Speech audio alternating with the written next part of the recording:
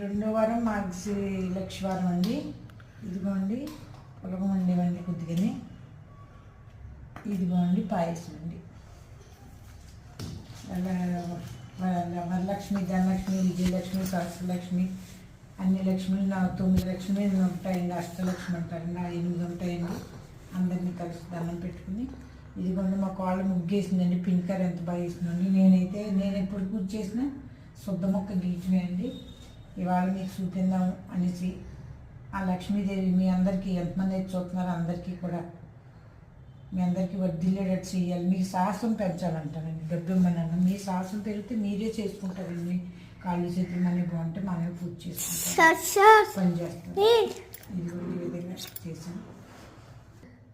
మీరందరూ కూడా మీకు తోసినంత స్తోమతను బట్టి చేసుకుని ధనధాన్యాలతో తొలుతోగాలని నేను కోరుకుంటున్నాను. నేనైతే ఏమీ కోరలేదండి. మీకు దాని